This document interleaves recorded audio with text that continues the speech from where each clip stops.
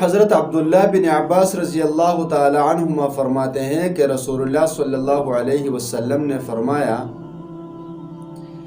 آدمی 100 اونٹوں کی طرح ہے، قریب ہے کہ ان میں تو ایک بھی سواری کے قابل پالے۔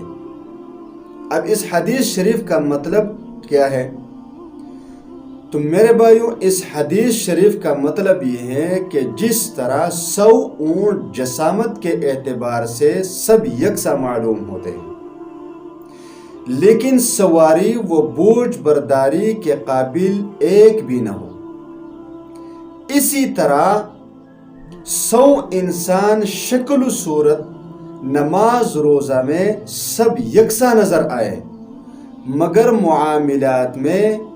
معاملات کے قابل کوئی ایک بھی نہ ہو، یہ حدیث کا مطلب ہے۔ اس وجہ سے عارفین کہتے ہیں کہ اب قحط الرجال کا زمانہ ہے، باقی 100 کا عدد تکثیر کے لیے تحدید و تعین مقصود نہیں ہے۔ اس طرح یہ کیفیت خیر القرون کے بعد ہر زمانہ کے لیے عام ہے، کوئی تخصیص نہیں۔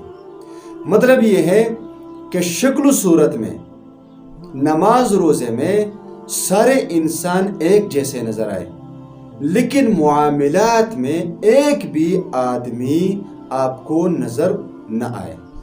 تو آج کے زمانے میں ہمارے معاملات آپ سب لوگ خود دیکھ سکتے ہیں کہ ایک بہت بڑا پرہیزگار، نمازی، روزہ دار، اگر اس کے ساتھ معاملات میں آپ کا سامنا ہو تو یقین کریں کہ آپ حیران رہ جائیں گے کہ یہ کس قسم کی عبادت ہے جو یہ لوگ کر رہے ہیں۔ لہٰذا اپنے معاملات کو صاف و شفاف رکھیں، جس کے ساتھ بھی آپ کے معاملات ہوں وہ صاف ہوں، تب ہی انسان کے ایمان کا اندازہ بخوبی لگایا جا سکتا ہے۔